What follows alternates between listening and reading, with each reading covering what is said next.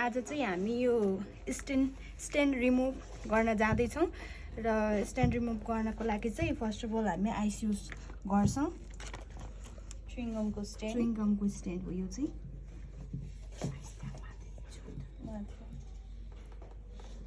Stain remove गर्नको लागि हामीले के सामान चलाएको छौँ?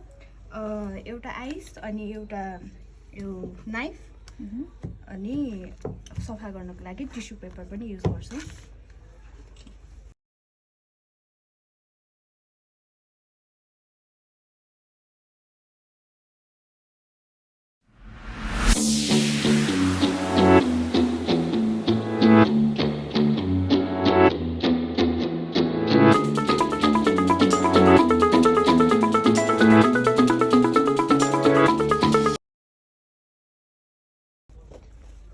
टिस्यु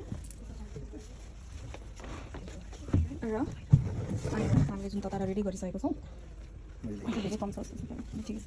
ओके, सो क्यान्डलको स्टेनको माथि चाहिँ हामीले टिस्यु राखेको छौँ। अलि धेरै क्यान्डलको व्याक्स छ भने चाहिँ हामीले यही ब्लन्ट नाइफले हटाउनु पर्ने हुन्छ र टिस्यु राखेर चाहिँ हामीले यसरी आइरन लगाउँछौँ।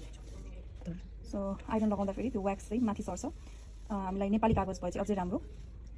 ओके, एकदमै कम क्यान्डल व्याक्स हालेको कारणले गर्दाखेरि जति थियो त्यो माथि सरेर आएको छ। ओके, सरेर आएको छ। सो रिमेनिङलाई एकचोटि चेक गरौँ हामीले। हामीले अर्कोतिर पल्टाएर फेरि एकचोटि आइरन गर्ने।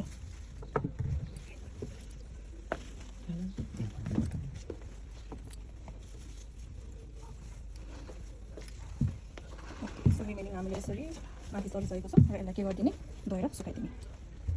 Okay, so wax part remove भइसकेको छ है। ल, अब तेस्रो हामीले बल पेनको इङ्क लागेको छ भने कसरी रिमुभ गर्ने भनेर हामी गर्दैछौँ। ओके, सुरुमा हामीले स्टेन बनायौँ उसलाई पनि। ओके, यो चाहिँ हाम्रो स्टेन हो अनि हामीले यसलाई रिमुभ गर्नको लागि चाहिँ कटन चाहिन्छ अनि त्यसपछि मिथाइलेट स्पिरिट यसलाई खोलेर त्यसपछि चाहिँ यसरी सबै मजाले सबैतिर हालिसकेपछि यसरी पुस्नुपर्ने हुन्छ। यसलाई चाहिँ घुमाउँदै पुस्नुपर्ने हुन्छ किनभने यसरी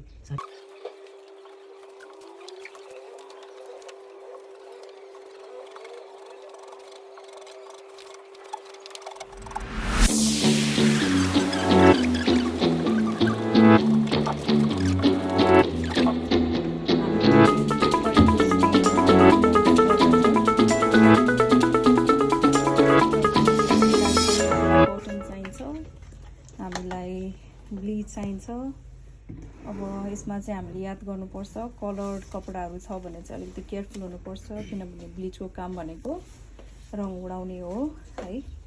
सो हामीले चाहिँ फर्स्टमा कटनमा ब्लिच लिन्छौँ। स्टेन यहाँ छ, यसलाई रिमुभ गर्नलाई चाहिँ कटनले बिस्तारै ब्लिच हालेर रफ गर्दै स्टेन रिमुभ गर्छौँ।